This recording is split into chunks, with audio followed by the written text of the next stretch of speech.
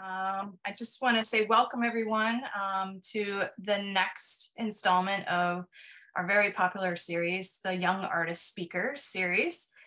We have a very special guest for you tonight, Melanie Abrantes, and she is amazing. So I can't wait to have her share with us her journey of coming from academia and starting her own business and growing that, and where she is right now.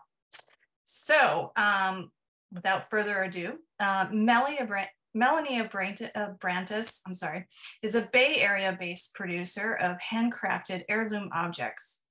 The founder believes that in order to create something beautiful, you have to get your hands dirty.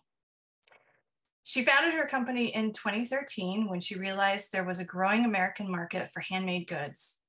Working with a variety of unique materials, Melanie strives to create products of the highest quality that are equally beautiful and functional. Through the technique of lathing, she turns simple pieces of solid wood and cork into one-of-a-kind bowls, plates, cups, and stands. Her passion for woodworking originates from the simple fact that every piece is unique as the material it is made from.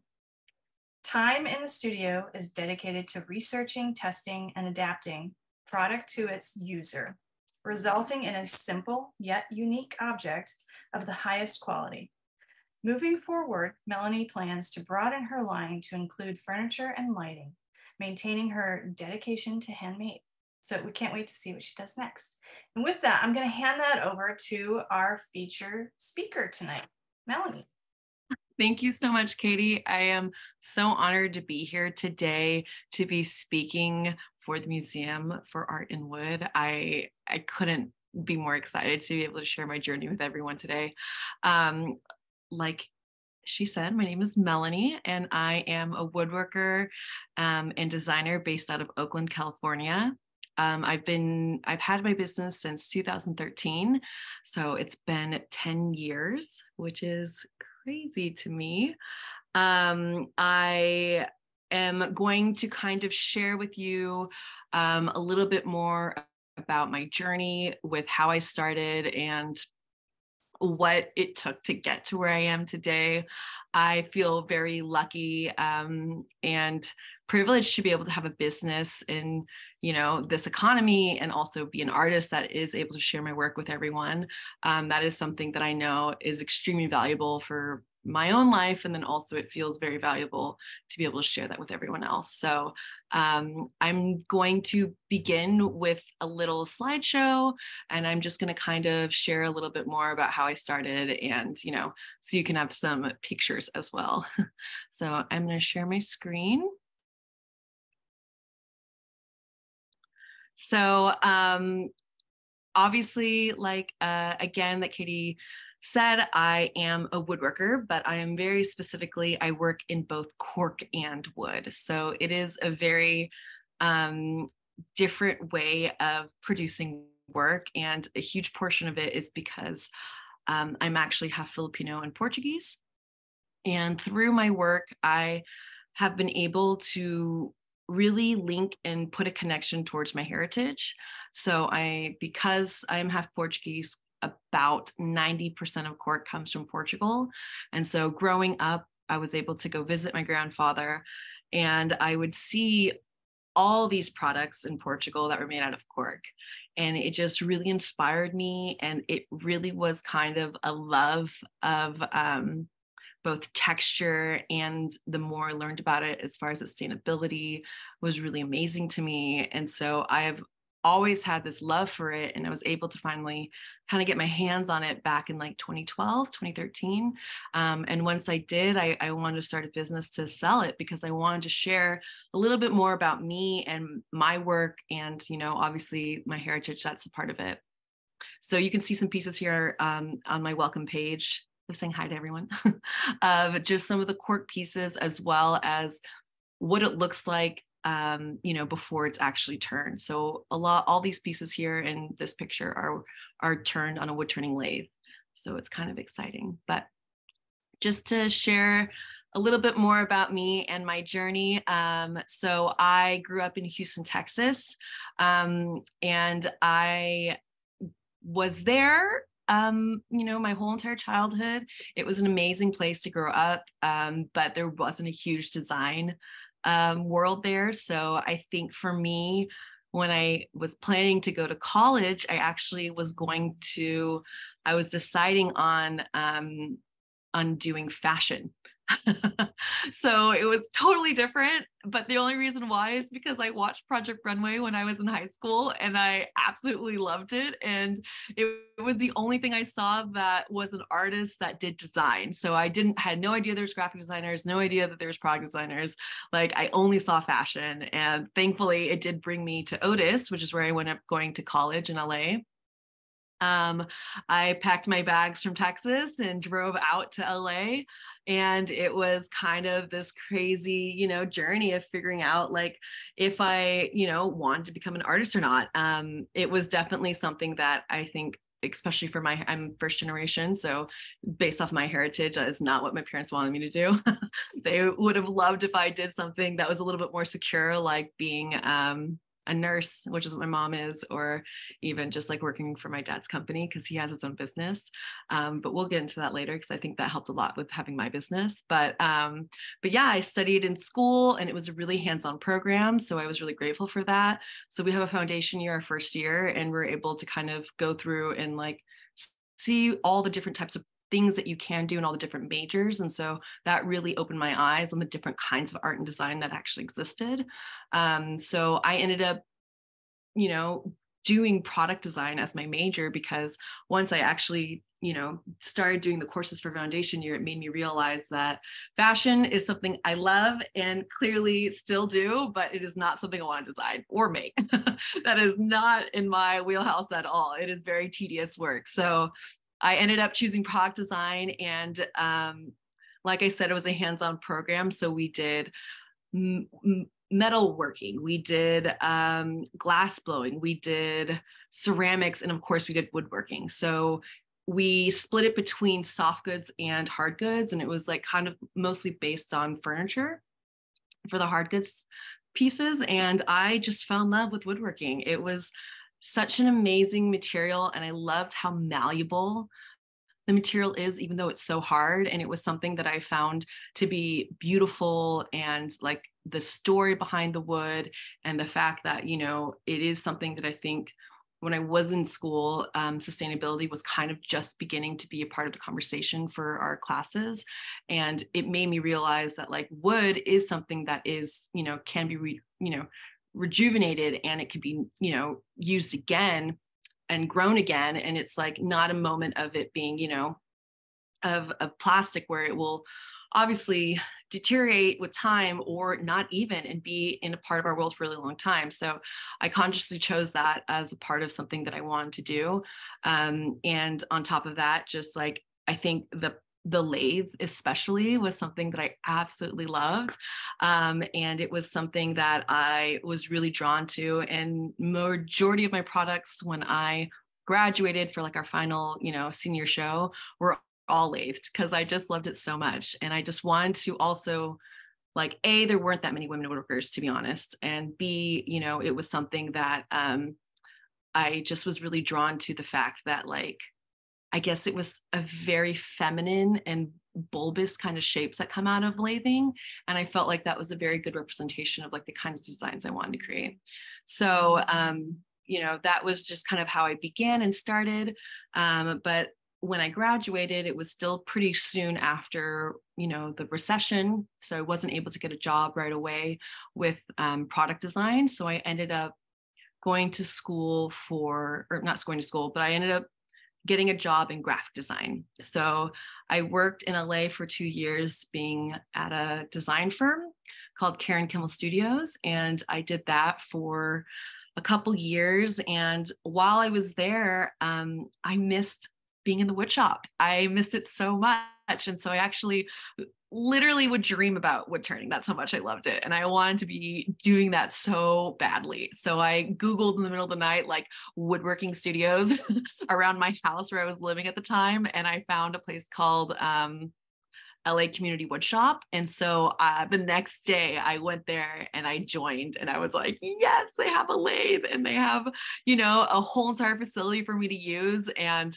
I think that was the one thing I really regretted not having being a part of my world anymore, was the facilities that my school, you know, had for us, because it was so nice. And but you know, I was able to find this wood shop that I could rent kind of like a community membership with. And so I started kind of messing around, making some pieces. And it was one of those things where people were continuously encouraging me to make more. And it just got me thinking, like, maybe I could actually make this into a business. And I finally was able to get my hands on some cork that year. I think this was back in like 2012, maybe, or 2013. And I got my hands on some cork and I immediately fell in love. If you've never turned cork before, it is so much fun. It is one of those things where it's almost like foam. So it goes really fast, but it does also create its own, it has its own density. Like, it is actually pretty strong. But I was able to kind of start making and creating all these products out of cork. And so I signed up for a craft show called West Coast Craft. And I, you know, gave myself a deadline, and I was able to make a bunch of products for that show, and I sold it there. And it's still one of my favorite shows to be at. I'm going to do it in November as well as West Coast Craft, but it was like the beginning and the start of my business. So that was kind of like how I began.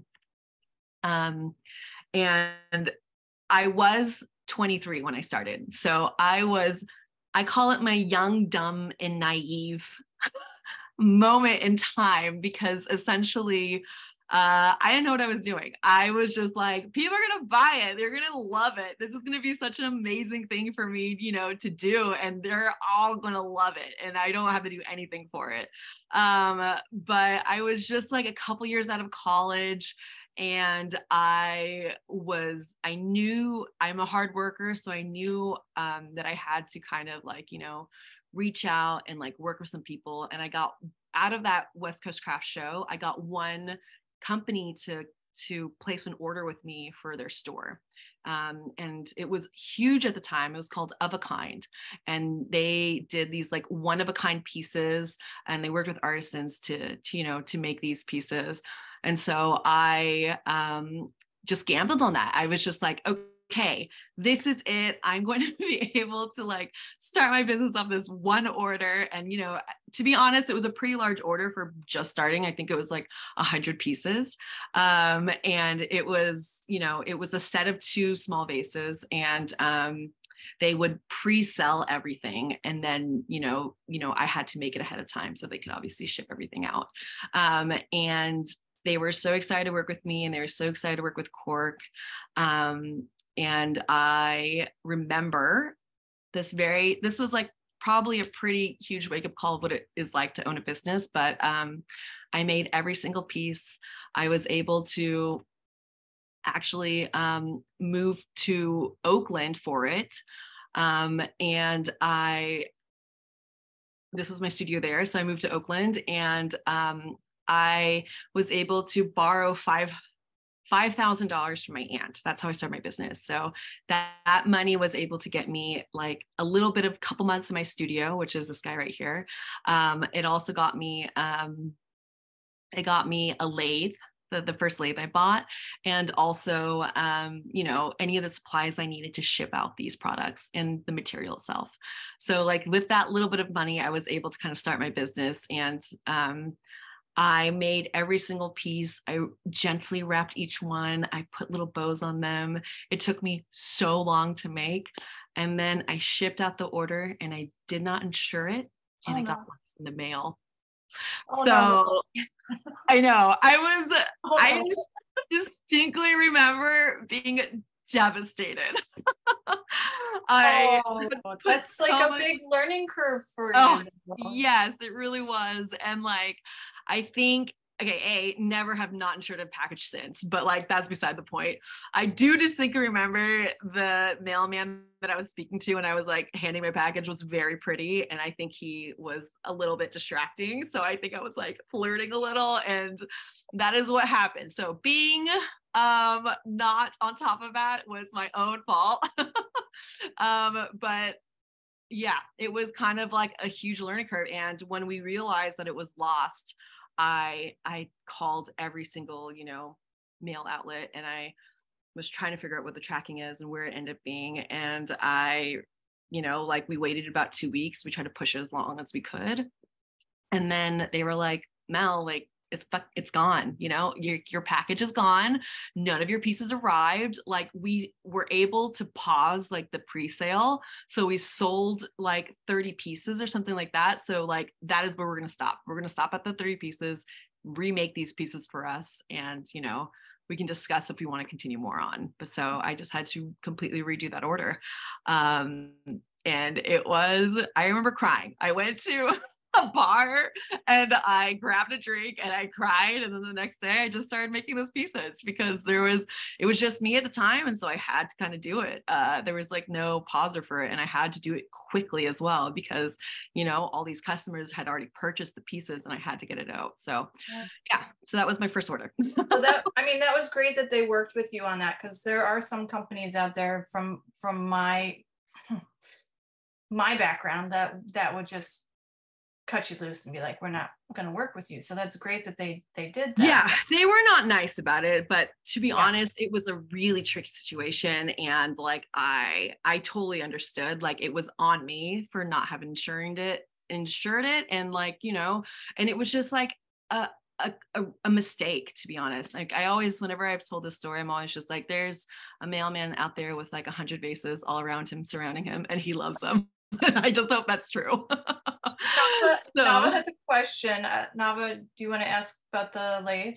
Oh, sure. I feel like everybody here in our world needs to know, what was your first lathe purchase? So I bought, so the first lathe I used was at the community wood shop, which I absolutely loved. And it was a Laguna lathe. And I could not afford that when I first started. So I ended up buying a Nova, I believe. Actually, I went on Craigslist first and I bought a really cheap lathe and I realized it was terrible. So then I bought a Nova because at the time, I think they just started making lathes and it was like it was a variable speed. So I was able to like, I was like, okay. And I think I paid something like $1,000 for it. So, and it was new. So I was like, wow, this is awesome. This is like something I can actually use. And so I sold the Craigslist one again back on the internet. And then I was able to buy the $1,000 lathe. And then I used that for a few years. It wasn't the best, but it did the job. And I don't even know if they make them anymore because it was kind of one of those things where like they make the chucks and they're amazing. And that was kind of another reason why, is because like with cork specifically, either you want to use a faceplate like you see here, or you want to use a chuck. And so it was one of those things where it was nice. I didn't have to get any adapters or anything. I was always trying to think of like, what is the least amount of things I can do to like not have to purchase so much. So that was nice to be able to kind of be able to use that directly onto the lathe, and it costs, the same amount. But yeah, but that is then you're able to like leverage up. Yes. And then I actually ended up buying the Laguna that I used because I loved it so much. So I still use that now today, is the Laguna that I have. I forgot the number of it, but it's an old one. It looks like that color right there that you see in like, because now I think theirs are black, but great customer service. They're local. They were based in California. And so the thing about me is I am very thrifty, which I'm so proud of, but the only two things, the machinery I bought a bandsaw, a jet bandsaw, and I bought a lathe. Those are the two things. And then eventually I ended up getting like, a drill press, and I think another bandsaw later down the line. Sanding, all stuff, right? Every wood shop needs a good bandsaw. Yes, exactly. And I was super lucky, and I got a really good jet bandsaw on Craigslist as well for someone that was going out of business, which was sad, but it was like a 20-inch bandsaw. So I got it for $500, and it was like the best deal that I've had. And it was from 2000. And I swear the machines, and maybe it's just me because I got another jet one that's another story. But I had to get another jet bandsaw because like the raise of the bed wasn't large enough for my cork, and so I had to get a second one just for that. And it's a newer one, a brand new one, and it just doesn't work as well as my 2000 like jet bandsaw. It is like 2001, you know, Okay. like the year. Yeah. An older one is what I'm trying to say. I guess technically like 20 years old. But it is like a really quality cast iron, you know. I mean, like, yeah, we can all talk about tools, but like I love it. I love that thing, and I still have it at my studio. Well, So that takes us to a question that we have right now in the chat, which is like, there's so many types from Carolyn. Hi, Carolyn. There's so many types of wood. Are there multiple types of cork? yeah, so just a little bit about cork, just so we can kind of go into it slightly. But cork is the bark of a cork oak tree. What I make is, or what I use to make my pieces is sorry, I'm like blinking on the word, but I buy blocks of it. So it's actually ground down. So the cork I use is the leftovers from the wine industry. So majority of cork is still used for the wine industry. So it is something that they use first, and then they have all this excess where the cork kind of like, you see these like little tiny cork pieces. I mean, yeah, I should have put more pictures of cork because I do love it and I'm obsessed kind of with it. But anyway, so they grind that down and then they make it into a block, and then I purchase that block. And I get all my cork from Portugal, but there is only one kind of cork, and it's a cork oak tree. But there are different types of blocks. So I use a series of different kinds of blocks. I have dark cork, I have marble pink cork, I have a little piece right here in my house. I'm sure if you are an artist, you probably know, but the only pieces you have in your house are the ones that don't sell. So this one has a little, you know, thing right here, but this is like the pink cork. And it's like a little tray that I made a couple years back. But I have pink cork, marble cork, and the list goes on. And so they have a bunch of different kinds of like, you know, conglomerate cork blocks, and that's what I purchase. So I go there and I figure out like, you know, what I think looks the best, and I purchase that. But yeah. All right, so I'm going to continue on with the journey. Okay, so like I said, first order, right off the bat, learning lesson. And then like I kind of mentioned, I ended up moving to the Bay Area in 2014 in April. So this is when I decided to kind of go full time with my business, is back then.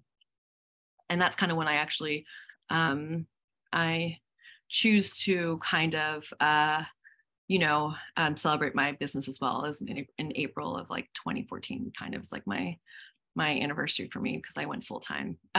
So like I mentioned in that story, didn't do well in the beginning. And I realized I needed to make money. So at the time before I left LA, I was teaching wood turning classes, and I was teaching people how to make these vases that I still sell. And I wanted to continue doing that. I wanted to continue teaching classes, but there wasn't anywhere that had, you know, that needed a wood turning teacher. So I was like racking my brain because I needed to make rent, and I had a studio now. I was like very eager about having a studio, and honestly it was a great deal. Like I got you know, I was able to grab it before I even got an apartment, but I only had my savings for my graphic design job, and that $5,000 from my aunt. So like I didn't have that much time to just like sit and wonder how I make money, you know. So I ended up teaching spoon carving classes, and I did some carving when I was in college. I made this really beautiful table, and I like really loved it. And I loved how much you can really manipulate a piece of wood with just simply hand tools. And it didn't take a lot of space, and I could travel with it. And at that moment, spoons were popular. So I was like, this is a trend. This is something that I think people are going to enjoy. And so I reached out to a couple of stores and, you know, asked them if they wanted me to come and teach classes at their shops. And they said yes, and so I started teaching spoon carving. And at the time, I thought it was going to be something that was just going to be temporary, that I would do just to make money, because at the end of the day, like, I have to sell product to make money. And we don't have to get into profit and everything like that, but really, it's about 50% of the cost of the product is what I make. So it is kind of like a pretty hard profit margin to be able to make tons of money on if I don't have like a huge, following or something like that. And this was 2012 when Instagram just started, and like people were encouraging me, but like, I wasn't anyone at that point. I just graduated college. And so this was a really wonderful way for me to immediately make money, and they didn't have to know who I was, and they just were really interested in carving spoons. So that is how I began to carve my spoons. And I also decided to start making a line of products. So that was kind of a huge portion also of my background. I did have an amazing teacher. Her name is Tanya Aganiga, and she is mostly a weaver and does a lot of textile art and also a lot of activism in LA. But she was a mentor of mine, and she was our teacher in college. And like, she made me really realize like how you can have your own, business as a woman and a woman of color. And so it was really inspiring to me. But like, I based a lot of what I started to do on what I learned from her, and, creating a line, contacting stores, like making it seem bigger than you were, really helped me. And I also kind of created some guidelines for myself, which is I wanted to work with sustainable materials, especially because I was working with cork. And I also wanted to really think about my carbon footprint. So I only worked with domestic wood. So I think that's kind of like where I started off, kind of just like limiting also how much material I could buy. Because as we all know, for woodworkers, like if there's a beautiful piece of wood calling to us, I would love to purchase it. But this made me limited on like walnut, cherry, and also like some, local pieces. Like I love using buckeye burl, but like it was all domestic. So it really limited my amount. And then of course the cork itself. So that's kind of how I was able to kind of choose those pieces. But a lot of it had to do with just like how much money I could actually spend, especially at that point.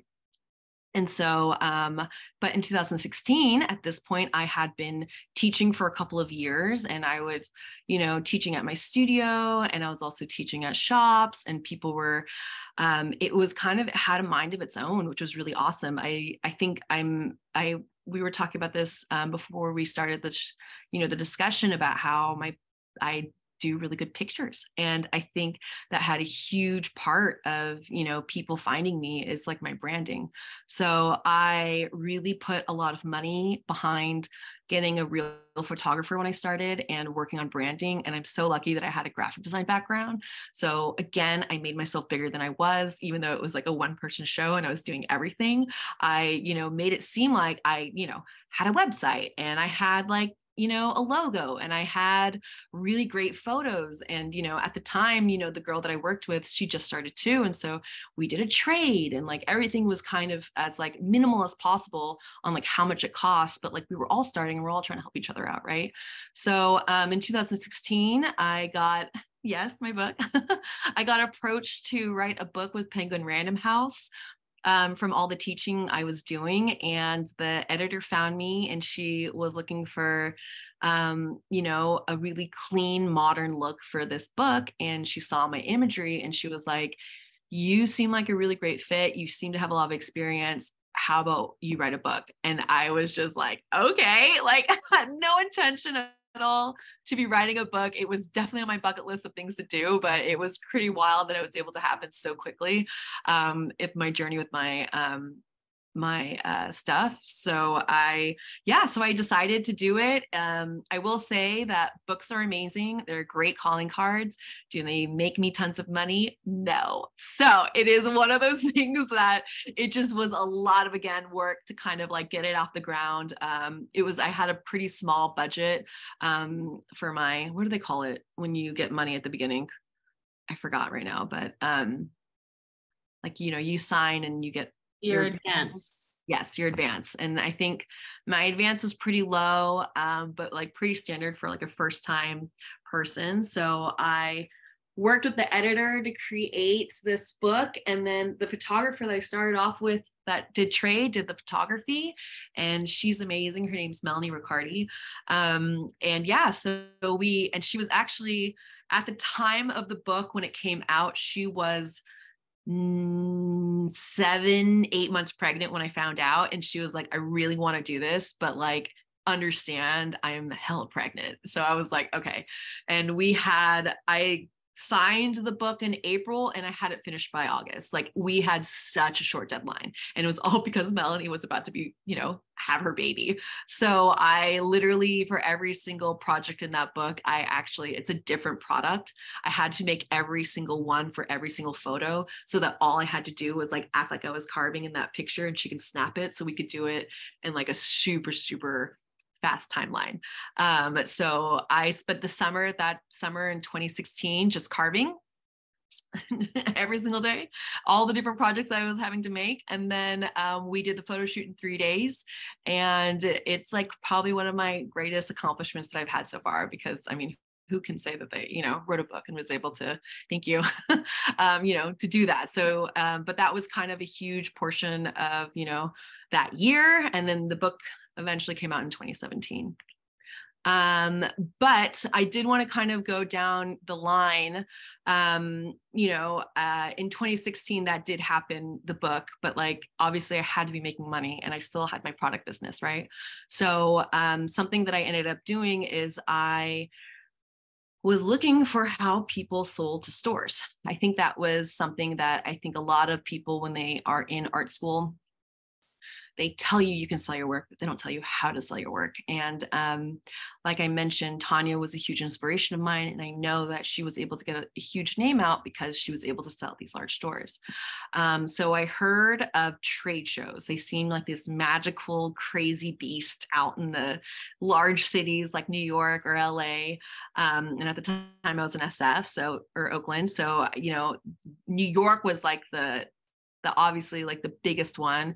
And I reached out to a collective called Join Design.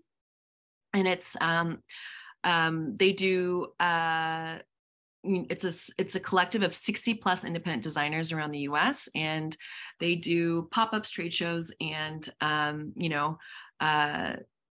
events. And I reached out and I was like, how can I be a part of Joy Design, to be a part of like the booth you guys have at New York Now, which is like the largest gift show at the time.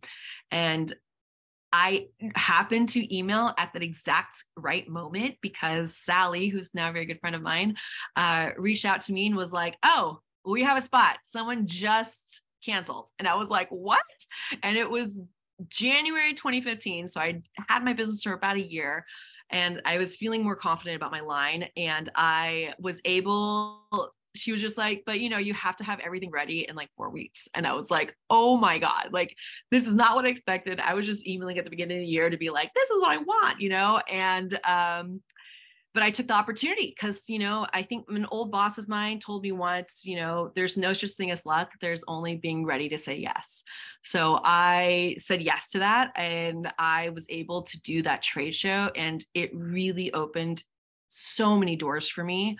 I was able to get into so many stores. Press walks the show. So I was able to get in like Martha Stewart, and I think SF Chronicle. And it was just like one of those things that like really boosted me, like from like just being like this small person to being able to kind of actually start growing a business, because I was able to make enough money to actually do that. So that really helped out. And then, from there, that's kind of how I've been able to kind of be in so many stores and do all those kinds of things, is through the trade shows. And then I, fast forward, I started doing collaborations. I now actually am the person that is in charge of Join, because Sally met me and she was like, an extrovert, rare, very, very rare. I'm going to grab you. So me, her, and another woman named Rebecca, we are the managing members of Join. And we are the ones that like kind of put together all these things. And I absolutely love putting on events and those kinds of stuff. So I was able to collaborate with stores like Paquetto in LA and SF MoMA. And we did a ton of different collaborations. And and that ended up being kind of boosting me again to be at a bigger level. But just with the help of everyone else, that's kind of the idea of join, is like, one person can only show so much, but if you do it together, you're able to like boost everyone up, especially because it's a level of different kinds of like the people that started join are much higher than I am, at the time. And so, I was small, they were able to help me and give me that leverage that I needed to kind of be someone that, a company would trust to be able to have a business. So we did a bunch of collaborations, and that ended up opening up doors for me to do other collaborations. And I also at the time was kind of like, before obviously 2020, my goal was to get into trade and architecture. That was kind of where I wanted to end up going. So I applied and got into London Design Fair, which is the design week that happens there every September. And it was a huge opportunity for me. And I was able to show my work abroad for the first time. And that happened in September 2019. And I flew my sister out to help me because I was able to she's a great salesperson and she knows my business pretty well. So I was able to have her come with me, and I had my business, seen on a much larger scale, especially being a part of a design fair. So that was really, really rewarding for me. And especially because, even though cork is maybe seen a little bit more in Europe, it's still not seen the way I make the products. Like, I think it is something that is very unique, and I think people are really, really drawn to that. So yeah, that happened in 2019. And then 2020, I think, a lot of small businesses had a hard time in 2020. As we all know, a lot of people ended up closing down, deciding that this is not what they wanted. It was a real struggle. And same for me. At the beginning of when pandemic hit, I was on a high from going from London Design Week and like literally planning on going to Milan Design Week that following year. And it was like one of those things where I was like, oh, I got this. Like, this is the next step, and this is the next step, and this is the next step. And then everything crumbles because, obviously the world was ending in that moment. And it did, and all the stores that were ordering from me, they all, stopped their orders and they took their money back. And I was panicking, and I was like trying to figure out, because at the time, I think I had one employee, and, I had to kind of put her on pause for a second. And I was just trying to figure out a way to pivot in a way that, would make sense to me. But obviously that's not what I was worried about in that moment. I was more worried about, like, obviously just surviving in this moment of time where we were all just so confused. So banana bread baking days happened, where everyone was kind of like, oh, maybe being home all the time isn't that bad, and maybe I can learn something. And so I myself, bored at home, started to teach online workshops on carving, because I'd been doing this all along. And I was like, okay, this Zoom thing, this seems like a fun thing to do. Maybe I can, bring some people joy as well by like teaching them a new thing. And it was a really great way to connect with people and to also show people how to carve, because I think also at that moment, small businesses were really having, a spotlight, because everyone understood that like these are the people that really need the money, not like the, Amazon or these big box stores. And we were all panic and like retail buying. So I think I was able to kind of pivot and start teaching these classes for free for fun. And, a portion of my business that ended up happening after my book is I started making kits. So I had spoon carving kits. I have, I started working with a manufacturer in Japan. This was previously, years before all the tools I was using. I try really hard to use really high quality tools that I think can last a really, really long time. That's something that I'm really, really proud of, and I try really hard to do. So we found amazing Japanese manufacturers and created these kits, and had all the blanks that were in my book available on my website. So if people were interested in making them, they would easily be able to. You didn't have to have a full wood shop. All you had to do was buy a blank and a couple of the tools that are from the book, and you could make everything that was in it. And that was kind of the goal, right? It's like, just to make it as easy as possible for people to be able to make it. But through me doing these Zoom workshops, I was able to create something called Mel's Carving Club. And it's a subscription-based carving club where we are able to make a different project every other month. And we learn together on Zoom how to make it. And I was able to launch that in 2021. And we've done 3 years of it now. And it is a huge part of my business at this moment. And we have over 200 subscribers. And we're able to kind of learn a different project every other month and, carve together. And it's been a really, really rewarding way to teach people how to work with their hands and to woodwork and to show them all the different techniques and types of, ways of carving, as well as show them different woods. And so it's been a really lovely way, and it kept my business going because that was able to kind of pivot me from being more of a product-based business, which is where I sold to all these stores and on my retail website, to kind of doing more of my carving stuff. So that was a huge pivot for me, and it made me realize too, like, how much people really enjoy working with their hands and learning and all those kinds of things. So I have been like kind of honing in on that, and like I said, I've been doing it for the past 3 years. So this was a huge part of like that change that actually happened because of the pandemic. But ultimately it kept me in business, and it's been a huge part of my business, like I said. So it's been great. But in 2022 I wanted to get back to my products, and I started to look for manufacturers, because at this point I've had my business for almost 7-8 years, and I was still making all of my pieces. And I am small, but we were making thousands of products. So it was pretty wild. And by we, I mean me. So I was really tired, and I knew that this was not sustainable, and I wanted to be able to scale my business, because ultimately that's the only way you can really function, especially in this kind of world, is being able to make a little bit more money. And so I started looking for manufacturing back in like probably 2018 or even 2017. I was looking for companies, but I was never able to find someone that met my standards of handmade. But I finally was able to. That's Senor Paulo, and he's based out of Portugal. And I was able to find a manufacturer that turned cork. That is still very rare right now. And so he is one of my favorite people. And he really gets design, and he really understands like what I'm looking for. And his precision is impeccable. And he knows so much about cork that it's actually incredibly rewarding to like just even be with him and talk to him about cork. And we get a nerd out.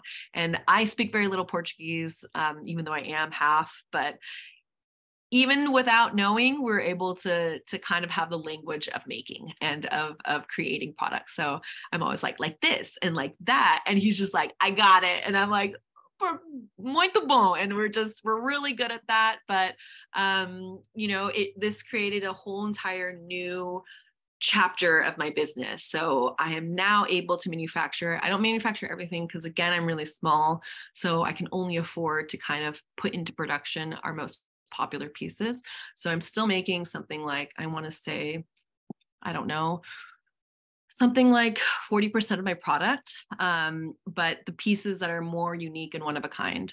So, eventually my goal is to be able to have them all made in Portugal if they're cork, and, kind of trying to figure out a way so I can like be more focused on one of a kind pieces.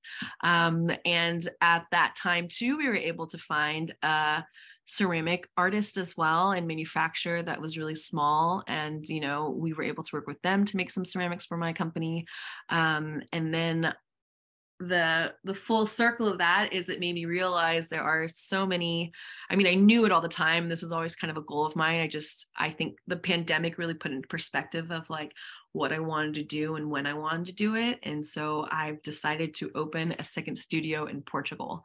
And the reason why is because I am making handmade pieces still. Like, it's not a scenario where it's all made by machines. Like, this is all done by Senor Paulo, which you see here in this picture. And so there are a lot of nuances that end up having to happen, and I have to be there in person to like work with him to make the products, especially because I do have such a high standard for my own products, my work.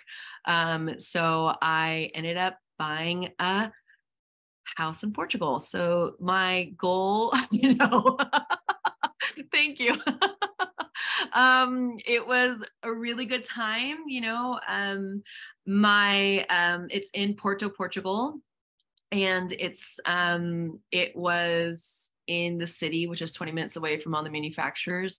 And it is something that I've been thinking about for a while. My family is there, my grandmother's there, my little brother is there. And it's either that, especially being in the pandemic and having been in California for about 10 years roughly, and understanding that I didn't have any family here.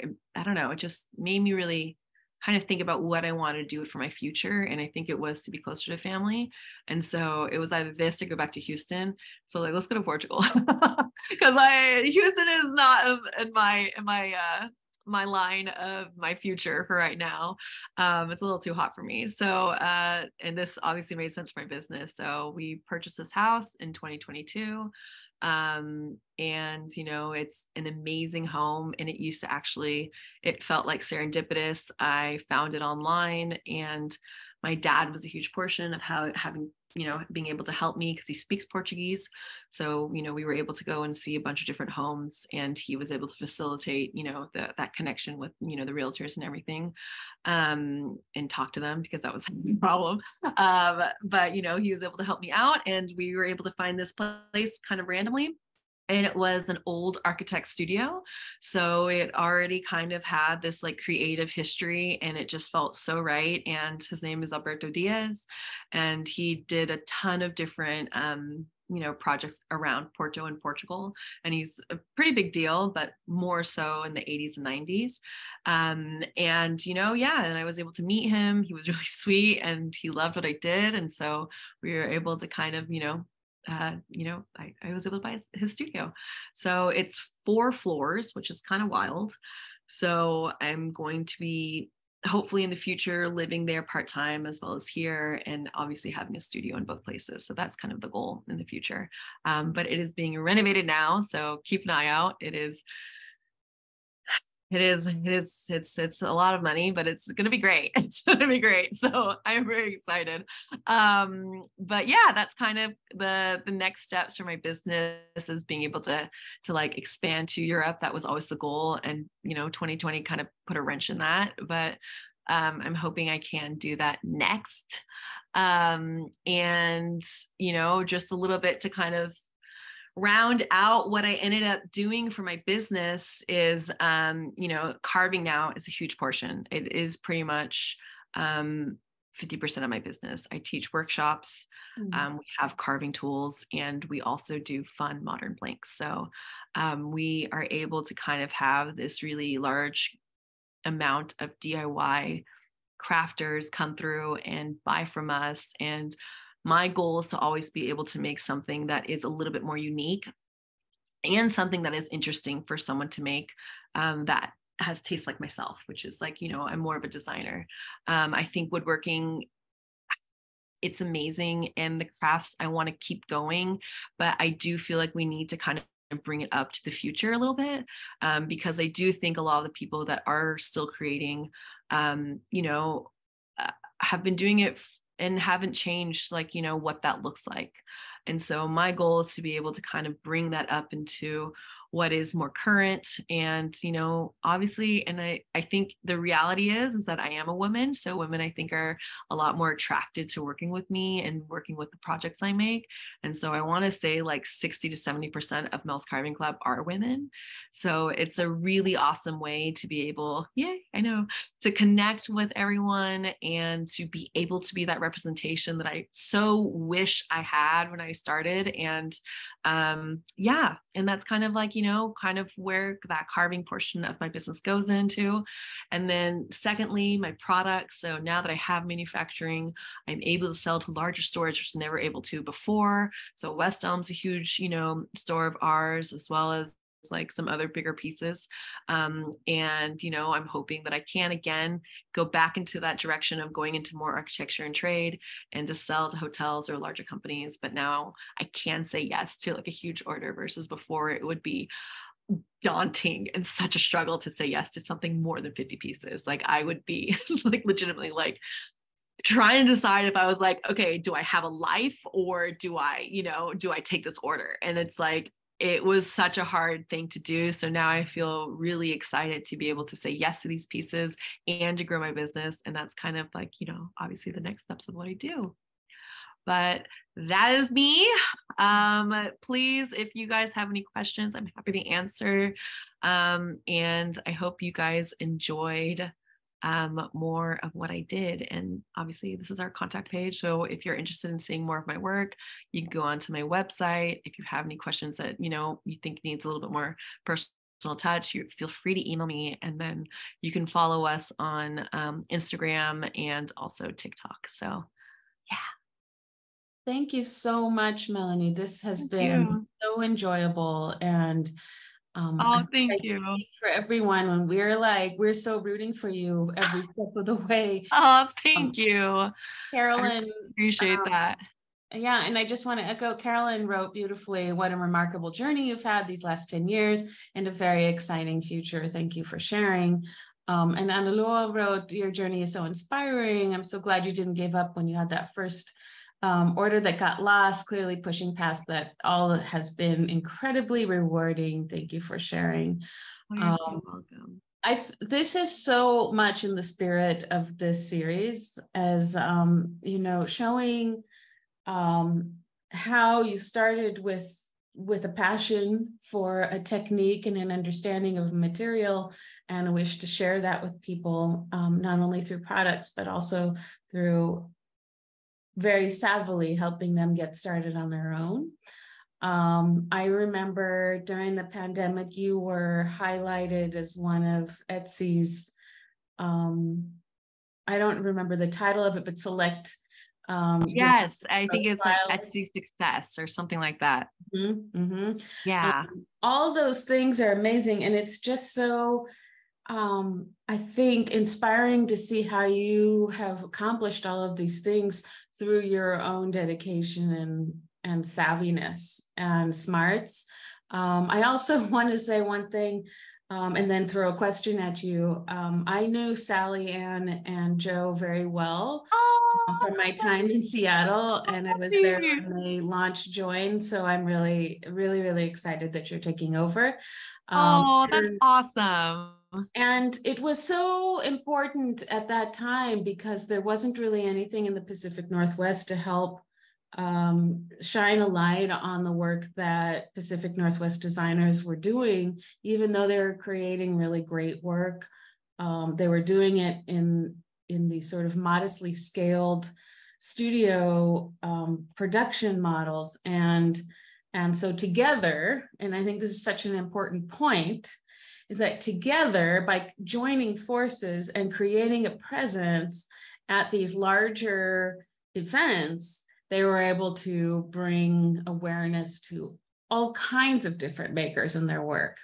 Yes. I mean, I can't thank Join enough. Like it quite literally launched my business in a way that I would have never been able to get to. And I think a huge portion of that was the community, just being able to help each other out. Like if we ever had questions about, like, oh, where do you get the packaging from this, or like small stuff. But when you're working alone, it's so daunting to like have to figure out every single thing. And so Join was like such a relief, and it was so nice to meet other people in the same situation that really wanted to share. Yeah, so that's why I am still a managing member, because I was like, I have to give back. Like this is something I'm really, really passionate about, and I absolutely love to, to be helping other smaller artists and businesses. Yeah. I just wanted to add to that because I think like trade shows are daunting and scary, and a lot of artists think that they can't do them because they are very cost prohibitive. Yeah.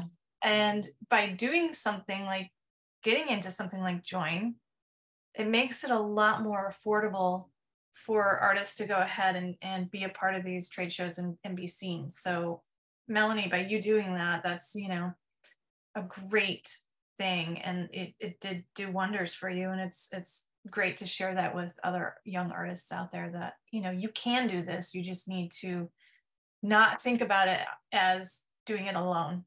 Yeah. And I think, I mean, yeah, I think even if like, so right now Join isn't doing group trade shows anymore just because New York Now hasn't been a thing. And so we've kind of pivoted away from that, but that shouldn't stop anyone from reaching out to friends that they know are also in that same level of business and like need to kind of save some money and do it together. And most companies are more than willing to kind of allow that, maybe for a small fee. Because I do Shop Object now with 2 other Join members, but it's not under Join's umbrella anymore. But like, they were able to kind of allow us to share a booth still. So it's been obviously, because at the end of the day, like, the economy of what today is not great. And, I think we all can all just use some savings around, smaller stuff like that, because these are like thousands of dollars, these booths, like it's kind of insane. So it is really helpful to be able to kind of come together and like help each other out. I highly, highly, highly recommend that. I also want to just throw out there the importance, and you mentioned this while you were speaking, the importance of representation in terms of creating access and inspiring and encouraging younger makers or potential makers to embrace a craft or a field. It is so critical that we have women and non-binary people and people of color who are accessible and doing the things that that are teaching other people in the future how to move up the ladder and create sustainable businesses for themselves. And so thank you so much for that work too. Well, thank you. I didn't mention it because, I didn't go into too much detail because I was like, an hour, even though it's a long time, it's not a long time for 10 years. But I have begun working with a woodworking school called Port Townsend School of Woodworking. I'm not sure if you guys know them. Amazing, amazing program. And I was really nervous to work with them in the beginning because woodworking traditionally is pretty male dominated, and they asked me to do a class and I wasn't sure if I wanted to kind of put myself in that position, but they have been working really tirelessly, especially more recently, on getting people of color, non-binary, women as like teachers and people of leadership, so that it is something that I think is being seen in that world. And so more and more people are attracted to that. So I taught a cork turning class, which is my first time teaching a cork turning class this past summer. And I'm doing another one next year because I had the best time ever. And I 100% agree. It's something that I think is so important. And I think, it's something that, we really should be bringing up to the future. I love it. That is fantastic. Thank you so much. We look forward to maybe a video tour of the new studio in Porto when it's ready. Yes. And yeah, we're doing renovations now, and hopefully it'll be done in 2024, but we'll see about that. We're not too sure. It's all around that. On a good time. And then also someday we'll get you out here to Philadelphia. Yes, I would absolutely love that. Cork turning for the kids over here. Yes, I would absolutely love that. I know. I saw your residency and it looked like so much fun.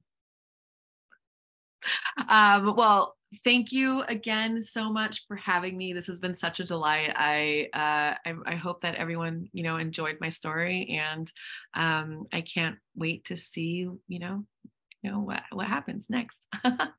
Thank you so much, Melanie. This has been really, really fun. Oh, yay. Well, all right. Have a wonderful evening, I'm assuming. Because you guys are further out in the East Coast. Yes. Take good care, everyone, and see you next time. All right. Bye. Bye-bye.